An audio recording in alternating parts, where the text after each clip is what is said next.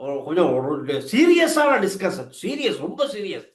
பெரியவர் சொல்றாரு, இல்ல நீ அப்படி செய். கீழே உட்கார்ந்து இருக்கவரு, இல்ல நீ இப்படி செய். அவரு, நான் இப்படி செய்யறேன். அந்த மாதிரி தான் இருக்காத கதை. இல்ல அது மாதிரி தான் இப்ப இலங்கையில பிரதானமான ஊடகங்கள் எல்லாம் போட்டிருந்தது என்னென்றால் ம். என்ன பேசி இருப்பார்கள் என்று. ஆமா, அதுதான் அது மக்கள்கிட்ட கேட்டிருந்தாங்க. எனக்கு கொண்டுபட்டது என்னன்னு சொன்னால் ரெண்டு முன்னாள் ஜனாதிபதிகளுக்கு நாமல் ராஜபக்ச ஆலோசனை சொல்றாரு நம்ம அந்த முன்னாள் சட்டத்திறனிய. ஜனாதிபதி நாமல் ராஜபக்ச ஆலோசனை சொல்றாரு அப்படி. நாமல் ராஜபக்ச ஒரு சட்டத்திறனிய நாமல் ராஜபக்ச. சரி. நாமல் ராஜபக்ச இப்படி சட்டத்தை எப்படி செய்யறது.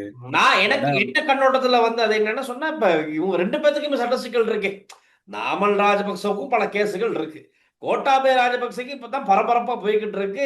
அது ரெண்டைக்குமே ரணில் ஏதோ இப்படி கையில பொக்கெட்டை போட்டு பேண்ட்டை தூக்கி பிடிச்சுக்கிட்டு மீ மீமகரண்ட் வேணும் ஈமகரண்ட் அப்படி ஏதாவது சொன்னாராங்க டவுட் எனக்கு இருக்கு.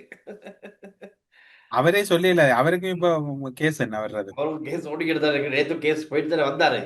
இல்ல ஒருவேளை அல்லது நான் நினைச்சேன்னா நல்ல வரியாத நான் யோசிச்சேன்னா ரெண்டு பேருமே சேர்ந்து நாமள பிளஸ் பண்ணிருக்கலாம்.